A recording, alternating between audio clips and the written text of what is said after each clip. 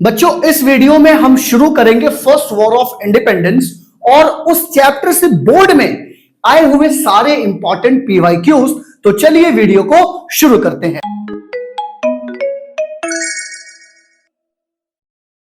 पहला जो क्वेश्चन बच्चों इस चैप्टर से बनता है वो बनता है 4 political causes for the first war of independence. और उसमें हम देखते क्या है, पहला point expansion of the British power, कि ब्रिटिशर्स इंडिया में आए ट्रेड करने और उन लोगों ने कैसे अपना एक्सपेंशन किया, कैसे अपना कंट्रोल इंडिया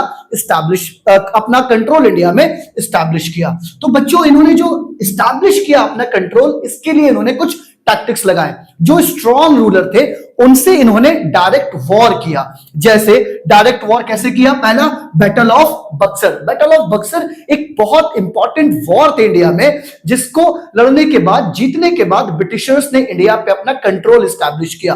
ब्रिटिशर्स इंडिया में ट्रेड करने आए। जब वो ट्रेड करते थे मुगल डायनेस्टी के साथ तो बदले में गोल्ड उनको देते थे, तो इंडिया का प्रॉफिट था, बहुत मजेदार था, ठीक है। लेकिन जैसे जैसे रूलर वीक होते गए तो ब्रिटिशर्स अपना कंट्रोल इंडिया पे एस्टैब्लिश करते गए। और बैटल ऑफ बक्सर जीतने के बाद अब ब्रिटिशर्स को बंगाल, बिहार एंड उड़ीसा की दीवानी राइट मिल गई, मतलब वो यहां से अब टैक्स कलेक्ट कर सकते थे। तो इसलिए जो बैटल ऑफ बक्सर है बहुत ज्यादा इंपॉर्टेंट है। उसके बाद बच्चों है एंग्लो मैसूर वॉर। साउथ में जो मैसूर एम्पायर था उसको भी डिफीट कर दिया ब्रिटिशर्स ने, और वहां पे भी इनका कंट्रोल हो गया after the defeat of Tipu Sultan. And third Anglo Maratha war, ये जो मराठा एम्पायर था उसको भी इन लोगों ने थर्ड एंग्लो मराठा वॉर में कंप्लीटली पावरलेस कर दिया और मराठा एम्पायर पे भी इनका कंट्रोल हो गया। तो in this way they are controlling the power of India. And second Anglo Sikh war, जो पंजाब एम्पायर था महाराजा रंजीत सिंह का, उस पे भी इनका कंट्रोल एस्टैब्लिशमेंट हो गया। तो बच्चों पहला जो इन्होंने कंट्रोल एस्टैब्लिश किया वो डायरेक्ट वॉर से किया। लेकिन सिर्फ वॉर से भी नहीं किया, इन्होंने बहुत सारी पॉलिसी बनाई, बहुत सारी अलायंस बनाया। उसी में जो एग्जाम में मोस्ट पॉसिबल है कि इस बार एग्जाम में आए वो क्या है, इनका सब्सिडरी अलायंस। अब सब्सिडरी अलायंस इन्होंने एक ऐसा पॉलिसी बनाया जिसके थ्रू ये क्या कर सकते थे, इंडिया में अपनी आर्मी किसी भी फोर्ट में चाहे रख सकते थे। कंडीशन क्या थी, देखो बच्चों, ब्रिटिशर्स इंडिया में लिमिटेड अमाउंट में थे, कम नंबर में थे, तो इनको क्या करनी थी, अपनी आर्मी रखनी थी। अब हुआ क्या कि इंडिया में जो एक रूलर्स है, जो नेटिव रूलर्स थे, वो एक दूसरे से ही लड़ते रहते थे। तो एक दूसरे से लड़ने में क्या कि वो एक दूसरे से इनसिक्योर फील करते थे। ब्रिटिशर्स ने इनका फायदा उठाया, और इसका फायदा ऐसे उठाया कि रूलर्स के पास गए और कहा देखो हो सकता है वो कल तुम पे अटैक कर दे, तुम हमको, मेरी आर्मी को अपने फोर्ट में रखो, अब जब वो तुम पे अटैक करेगा तो हम तुम्हें प्रोटेक्ट करेंगे। अच्छा, क्या ये रूलर्स को बात नहीं पता थी? उनको ये बात पता थी, बट कंडीशन क्या कि वो अपनी पावर को खोना नहीं चाहते थे, अपनी वो रूलिंग पावर को जाने नहीं देना चाहते थे, इसलिए ब्रिटिशर्स को उन लोगों ने वहां रख लिया। अब इससे नुकसान क्या हुआ कि जो नेटिव रूलर्स थे उनका इंडिपेंडेंस जाता गया। कंडीशन क्या रखी गई बच्चों, पहला सब्सिडरी अलायंस में कि ब्रिटिश आर्मी को उन्हें रखना होता था अपने टेरिटरी में या अपने कैपिटल में, ठीक है ना। इन हिज कैपिटल होगा, कोर्ट नहीं, इन हिज कैपिटल, ठीक है, और टेरिटरी। कि सब्सिडरी अलायंस के अंदर जो नेटिव रूलर था उसे ब्रिटिश आर्मी को अपने कैपिटल या टेरिटरी में रखना होना था। अब सिर्फ रखना ही नहीं था, जो भी ब्रिटिश आर्मी थी उसके मेंटेनेंस का फुल अमाउंट, पूरा खर्चा भी खुद बियर करना था। सोचो, फ्री में ब्रिटिश आर्मी भी रह गई, रहने के लिए जगह भी मिल गई, और उनपे जो भी एक्सपेंस होते हैं वो भी ब्रिटिश को नहीं देना पड़ा, इंडियन नेटिव रूलर्स को उठाना पड़ा। उसके साथ साथ यहीं पे बात खत्म नहीं हुई बच्चों, एक नो फॉरेन रिलेशंस। ब्रिटिशर्स ने कहा कि ऐसा है सर, आप कोई भी फॉरेन रिलेशन बिना हमसे पूछे साइन मत करिएगा, ठीक है, हम बताएंगे आपको किनके साथ क्या रिलेशन आपको रखना है। तो जब फॉरेन रिलेशन एस्टैब्लिश करने की पावर नेटिव रूलर्स के पास नहीं बची तो आप समझ सकते हैं कैसा इंडिपेंडेंट स्टेट रहेगा वो, ठीक है। उसके साथ साथ क्या हुआ, ब्रिटिशर्स ने और कंट्रोल एस्टैब्लिश करने के लिए इसमें एक पॉइंट और ऐड कर दिया। कहा देखो हम अपना एक ब्रिटिश ऑफिसर्स आपके कोर्ट में अपॉइंट करेंगे, जो आपको टाइम टू टाइम एडवाइस देता रहेगा, जो आपको सजेस्ट करता रहेगा कि कैसे रूल करना है। मतलब कंप्लीटली इन लोगों ने भी सब्सिडरी अलायंस के थ्रू इंडिया के जो नेटिव स्टेट्स थे उन पे अपना कंट्रोल एस्टैब्लिश किया। इसके बाद जो लॉर्ड डलहौजी आया बच्चों, वो एक और नई पॉलिसी लेकर लेकर आया और वो जो पॉलिसी थी उसको बोला गया डॉक्ट्रिन ऑफ लैप्स। अब डॉक्ट्रिन ऑफ लैप्स ये कहता है कि अगर कोई नेटिव रूलर, कोई भी रूलर, उसका कोई अपना रियल सन नहीं है, उसके मरने के बाद उसका जो किंगडम है, जो उसका अंपायर है, स्टेट्स है, वो डायरेक्टली ब्रिटिश गवर्नमेंट का हो जाएगा। ठीक है, वो अडॉप्टेड सन को वैल्यू नहीं करते थे, उनको लीगलाइज मानते ही नहीं थे। अच्छा, इसके थ्रू इन लोगों ने सतारा, नागपुर, उदयपुर, झांसी अपने अंडर में लिया। किसके थ्रू? डॉक्ट्रिन ऑफ लैप्स के थ्रू इन लोगों ने लिया।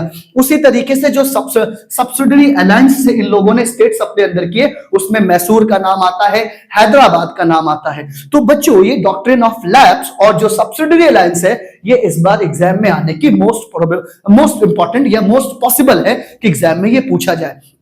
इसके साथ साथ कुछ और पॉलिटिकल कॉजेज हैं। वो पहले, उसके बाद सेकंड पॉलिटिकल कॉज आप ये मान सकते हैं, एनेक्सेशन ऑफ अवध। मतलब जो अवध है, जो ये लखनऊ वाला पूरा ये जो बुंदेलखंड का एरिया है, अवध, उसको पूरा इन लोगों ने सिर्फ इस बेसिस पे अपने कंट्रोल में ले लिया कि आप रूल अच्छा नहीं कर रहे हो। उस टाइम रूल कौन कर रहे थे? नवाब वाजिद अली शाह। और 7 फेब 1856 में on the ground of the miss governance के नाम पे अवध को भी अपने कंट्रोल में ले लिया।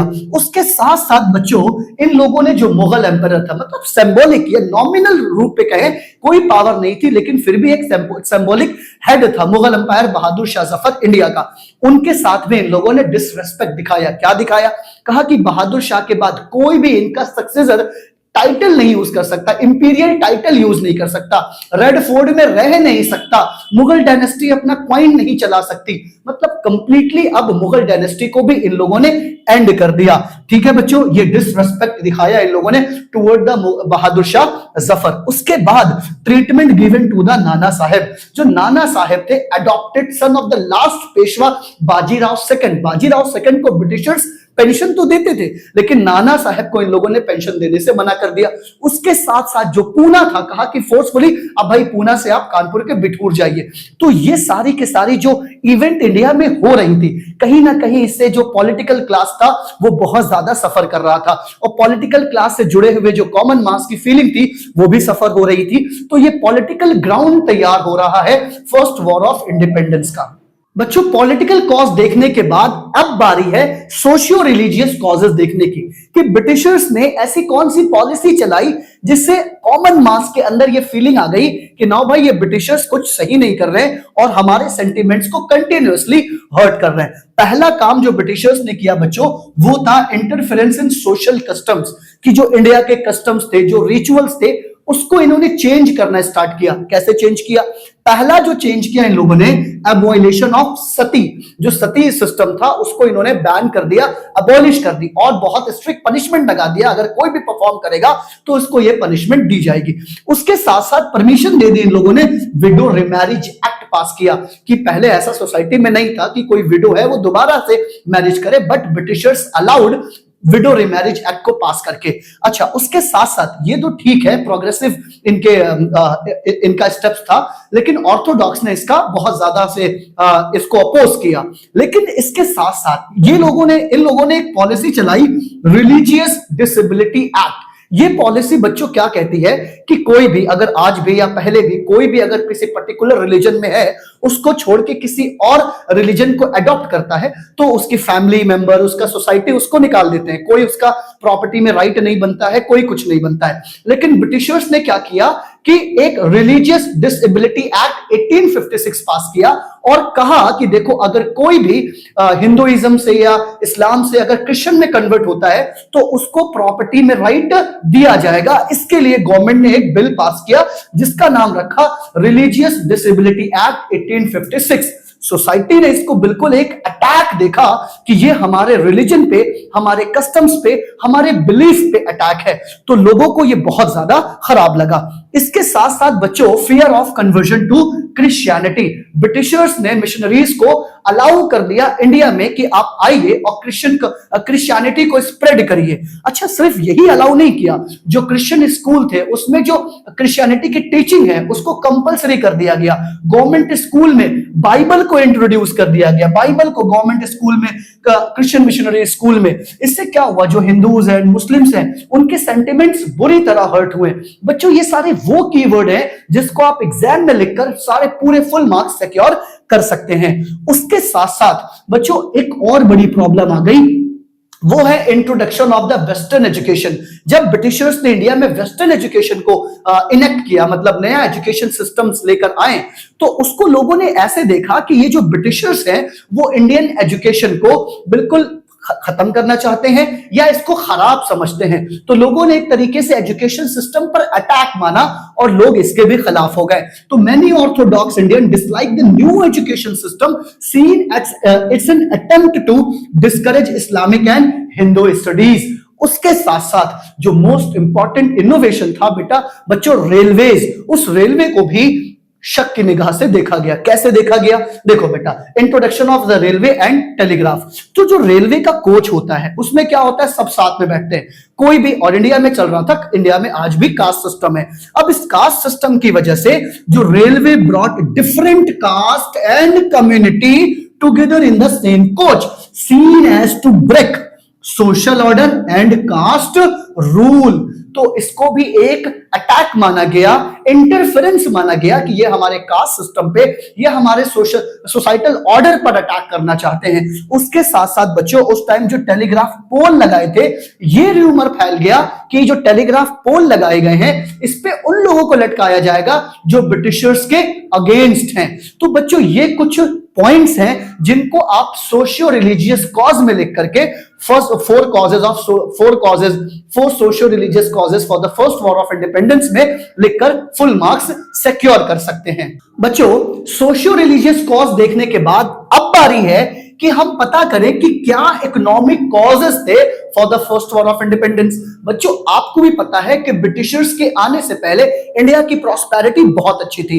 इसको सोने की चिड़िया कहते थे। क्यों कहते थे वो? इसलिए क्योंकि यहाँ पे वीट का कल्टीवेशन बहुत होता है, बहुत ज्यादा अमाउंट में वीट का कल्टीवेशन होता था, और जब सन की लाइट वीट पे पड़ती थी तो गोल्डन गोल्डन शाइन होती थी। That's why India was known as and still was known as the सोने की चिड़िया इसको कहते थे। ठीक है, अब ब्रिटिशर्स ने ऐसा क्या किया कि जो इंडिया है उसकी इकोनॉमिक कंडीशंस खराब हो गई और लोग रिवोल्ट करने जा रहे हैं। तो आइए हम ये कॉज देखते हैं। पहला बच्चों इन लोगों ने क्या किया कि इंडिया की जो ट्रेड है, ट्रेड एंड हैंडीक्राफ्ट को पूरी तरीके से बर्बाद किया।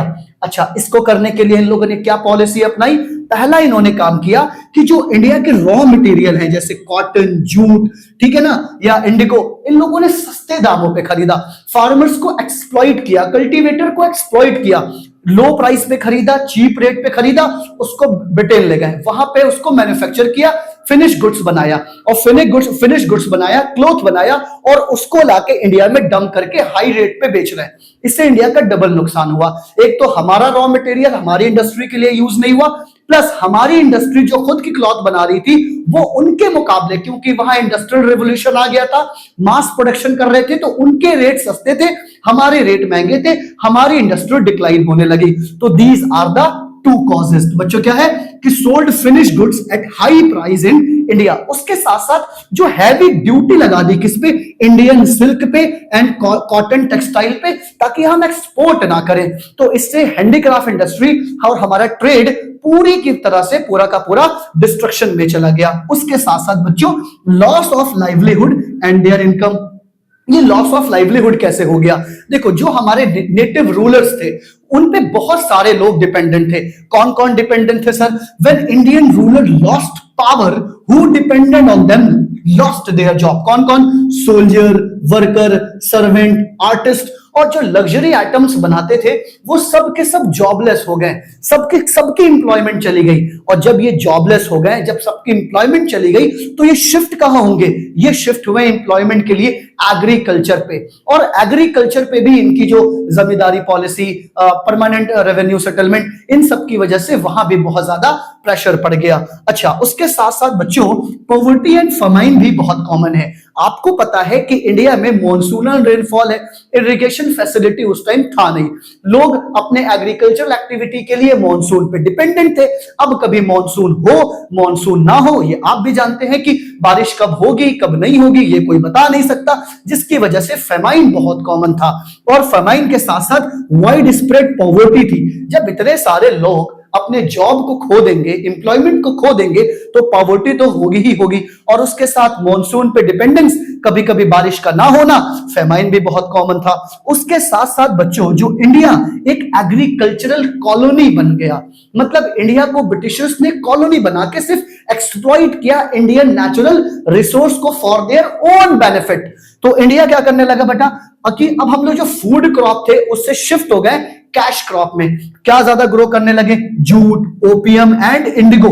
ठीक है, ग्रो करते थे, लेकिन इसको भी ब्रिटिशर्स फार्मर्स को एक्सप्लॉइट करके चीप रेट पे खरीदते थे, सस्ते रेट पे खरीदते थे, नहीं तो उनको टॉर्चर करते थे, जिसकी वजह से इंडियंस की इकोनॉमिक कंडीशन भी बहुत ज्यादा खराब हो गई। ठीक है बच्चों इकोनॉमिक कॉज देखने के बाद अब बारी है कि हम मिलिट्री कॉज को भी पढ़े, और आइए स्टार्ट करते हैं। Military cause, 4 causes for the first war of independence में मिलिट्री कॉज कौन कौन से थे? तो पहला कॉज था बच्चों racial discrimination in the army. मतलब ब्रिटिशर्स अपने आप को सुपीरियर समझते थे, इंडियंस को इंफीरियर समझते थे।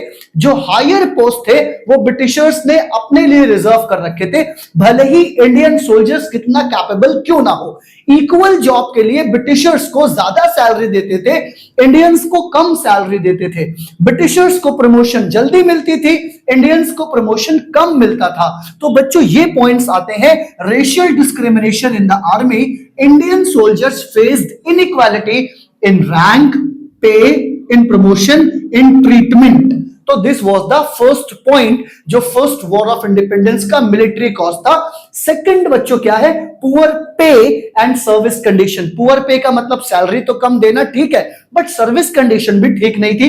Poor leaving condition, long working hour, ये भी एक प्रॉब्लम था, जिसकी वजह से जो इंडियन सोल्जर्स थे उनके अंदर गुस्सा आ रहा था। एंड जो थर्ड पॉइंट है बच्चों उसको हम कह सकते हैं journal service enlistment act. Journal service enlistment act, ये क्या है? जर्नल सर्विस एनलिस्टमेंट एक्ट, ये बहुत इंपॉर्टेंट पॉइंट है, 2 मार्क्स के क्वेश्चन में भी आ सकता है। जर्नल सर्विस एनलिस्टमेंट एक्ट, एक ब्रिटिशर्स ने एक्ट पास किया और बोला कि जो बंगाल आर्मी है उसको अब रेडी रहना चाहिए। हम अगर ऑर्डर दे, अगर ब्रिटिश गवर्नमेंट ऑर्डर दे, तो उसको इंडिया के बाहर जाके भी अपनी सर्विस करनी पड़ेगी, सर्व करना पड़ेगा। And Indian, according to the Hindu belief, ये बात मानी जाती थी अगर कोई इंडियंस बॉर्डर क्रॉस कर रहा है, ओशन क्रॉस कर रहा है, तो उसका धर्म भ्रष्ट हो जाएगा, उसकी कास्ट चली जाएगी, उसकी प्योरिटी चली जाएगी। तो इससे क्या हुआ? इंडियंस के अंदर एक डायरेक्ट मैसेज आया कि अगर हम ब्रिटिशर्स के सर्विस में रहते हैं तो ये ना तो हमारा रिलीजन छोड़ेंगे, ना फेथ छोड़ेंगे, ना कल्चर छोड़ेंगे, जिसकी वजह से लोगों के अंदर और गुस्सा आता गया। उसके साथ साथ बच्चों एक इल ट्रीटमेंट ऑफ सोल्जर तो था ही। मतलब अगर किसी भी इंडियन सोल्जर से थोड़ी सी भी माइनर फॉल्ट होती थी तो बहुत हार्श पनिशमेंट देते थे। आपने बहुत सारी मूवी देखी होंगी, लगान मूवी देख लीजिए कि माइनर फॉल्ट पे भी कितना हार्श पनिशमेंट इंडियंस को फेस करना पड़ता था। तो सोल्जर्स को भी यही सेम कंडीशन फेस करनी पड़ती थी। एंड उसके साथ साथ इंडियंस ने यह सोचा कि हम जो इंडियंस थे, number of soldiers in the British army, जो इंडियन सोल्जर थे वो बहुत ज्यादा थे। उसके साथ साथ भी इंडियंस के साथ इल ट्रीटमेंट, उनको इक्वल पे ना करना, उनकी सर्विस कंडीशन अच्छी ना होना, एंड ब्रिटिशर्स को सारी की सारी फैसिलिटी प्रोवाइड करना, कहीं ना कहीं इंडियन सोल्जर्स के दिल में और दिमाग में ये बात जा रहा था जो एक रिवोल्ट की तरफ उनको आगे बढ़ने के लिए कहता है। एंड बच्चों ये सब के सब कॉज तो चल रहे थे, बट ट्रिगर पॉइंट क्या था जिसकी वजह से हमारा ये रिवोल्ट 1857 का स्टार्ट होता है? तो वो ट्रिगर पॉइंट आता है ग्रीस कार्टेज कंट्रोवर्सी। ब्रिटिशर्स ने एक गन इंट्रोड्यूस करी जिसमें जो कारतूस थी उसको फिल करने के लिए उसको मुंह से खोलना होता था, और उसमें जो ग्रीस लगी होती थी, जो चर्बी लगी होती थी, वो काऊ और पिग दोनों का मिक्स होता था। एंड आपको भी पता है कि जो काऊ है वो बहुत ज्यादा प्योर है हिंदू रिलीजन में, एंड जो पिग है वो बहुत ज्यादा उससे हेट किया जाता है मुस्लिम रिलीजन में। तो हिंदू एंड मुस्लिम्स दोनों ने एक तरीके से डायरेक्ट अटैक माना कि अब ये हमसे मुंह से गाय और पिग की लगी हुई चर्बी से ये जो कारतूस है उसको ओपन करवाएंगे। तो जो आर्मी थी उन्होंने इसको यूज करने से मना किया। जब इसको उन लोगों ने यूज करने से मना किया तो आर्मी पर्सनल्स का, जिन्होंने मना किया, उनका कोर्ट मार्शल किया गया, उन्हें 10 साल की सजा दी गई, जिससे इंडियन सोल्जर्स के अंदर गुस्सा और ज्यादा बढ़ गया, और एक इंडियन सोल्जर मंगल पांडे ने इस रिवोल्ट का स्टार्टिंग पॉइंट लीड कर दिया। तो बच्चों पॉइंट क्या है ग्रीस कार्टेज कंट्रोवर्सी, कि cartridge was used to be grease with the cow fat and pig fat. Cow and pig fat hurt the sentiment both Hindu and Muslim very deeply, but this seen as a direct attack on their faith and their religion. और यहां से बच्चों trigger होता है first war of independence. उसके बाद बच्चों जो मेजर चेंजेस किया गया वो चेंजेस इन आर्मी में किया गया। ये भी एक मोस्ट इंपॉर्टेंट टॉपिक है जहां से क्वेश्चन बनता है। आर्मी में क्या चेंजेस किया? तो आपको पता है कि फर्स्ट वॉर ऑफ इंडिपेंडेंस से पहले, रिवोल्ट ऑफ 1857 से पहले, सर इंडियन जो सोल्जर्स थे उनके नंबर्स बहुत ज्यादा था, ब्रिटिशर्स सोल्जर्स थे। तो ब्रिटिशर्स को लगा एक काम करना पड़ेगा, क्या कि इंडियन सोल्जर्स की जो नंबर है उसे कम करना पड़ेगा। इसीलिए इन लोगों ने पहला चेंज ये किया कि Britishers reduce the number of Indian soldier and increase the number of British soldier. अच्छा भाई, आपने आरआर मूवी देखी होगी। आरआर मूवी में क्या दिखाया कि पूरे टाइम वो जो पुलिस ऑफिसर जो रोल कर रहे हैं, उनका मुझे नाम नहीं याद है एक्टर का, उनका क्या है कि ब्रिटिश ऑफिसर्स के इतने लॉयल हो जाएं कि जो आर्टिलरी जहां रखी है, जहां वेपन्स रखे हैं, उसका कंट्रोल मिल जाए, उसका चार्ज मिल जाए। क्यों? क्योंकि 1857 के बाद जो आर्टिलरी था वो were placed under exclusive British control में था एक्सक्लूसिवली, और कोई उसको यूज नहीं कर सकता। एंड सेकंड, जो इंडियन सोल्जर्स थे, इंडियन सोल्जर्स, अब क्या कहा गया कि इंडियन सोल्जर्स में यूनिटी ना आए। इंडियन सोल्जर्स में यूनिटी ना आने के लिए उनको क्या किया गया, Indian soldiers from same caste, from same region के सोल्जर, सेम कास्ट के सोल्जर को एक यूनिट में नहीं रखा गया, अलग अलग यूनिट में रखा गया, मतलब मिक्स करके रखा गया, ताकि इनके अंदर यूनिटी ना आए और फिर कोई रिवोल्ट आगे ना हो सके। And the most important point, all the key position in the army, जितनी भी की पोजीशन थी वो सब एक्सक्लूसिवली ब्रिटिश ऑफिसर्स के लिए रिजर्व कर लिया गया। ये कुछ इंपॉर्टेंट चेंजेस थे इन द आर्मी, जिससे मोस्ट इंपॉर्टेंट सवाल पॉसिबल है कि एग्जाम में पूछा जाएगा ही जाएगा। सर अगला बता दीजिए, पेशवा जो थे, मुगल्स जो थे, उनका क्या हुआ? तो सिंपल सी कंडीशन ये है कि जो पोजीशन ऑफ पेशवा थी उसको अबॉलिश कर दिया गया, जो मराठा कॉन्फेडरेसी थी उसको भी एंड कर दिया गया, जो नाना साहब थे वो नेपाल चले गए। तो इस तरीके से जो पेशवा का पूरा मराठा था वो भी डिक्लाइन हो गया। मुगल्स जो थे उनका क्या किया गया? मुगल अंपायर जो ऑफिशियली एंडेड तो हो ही गया था, आपको पता ही है। बहादुर शाह जफर जो लास्ट रूलर थे उनको भी रंगून भेज दिया गया, जाइए भाई आप रंगून चले जाइए। इस तरीके से मराठा और पेशवा का भी एंड हो जाता है। बट सर जो प्रिंसली स्टेट्स थे इंडिया में, जो और रूलर्स बच गए थे, उनके साथ क्या हुआ? फर्स्ट वॉर ऑफ इंडिपेंडेंस के बाद ब्रिटिशर्स ने अपने प्रिंसली स्टेट की पॉलिसी में थोड़ा सा चेंज किया, और चेंज ये किया कि अब कोई रिवोल्ट ना हो, अब कोई पॉलिटिकल क्लास या कोई सोसाइटी हमारे अगेंस्ट ना हो। इसके लिए उन लोगों ने चेंज किया कि देखो अब जो भी जहां रूल कर रहा है, अगर वो ब्रिटिशर्स से लॉयल है तो हम उसके स्टेट्स को एनेक्स्ड नहीं करेंगे। तो बच्चों ये कुछ इंपॉर्टेंट फैक्ट थे फर्स्ट वॉर ऑफ इंडिपेंडेंस के। अगर आपको मेरे वीडियोस अच्छे लग रहे हैं, आपकी पढ़ाई में थोड़ी सी भी कंट्रीब्यूशन है, तो मेरे चैनल को लाइक करें, शेयर करें, सब्सक्राइब करें, और मुझे कमेंट सेक्शन में बताएं कि मैं अगला वीडियो किस टॉपिक पे बनाऊं। तब तक के लिए टेक केयर, गुड लक।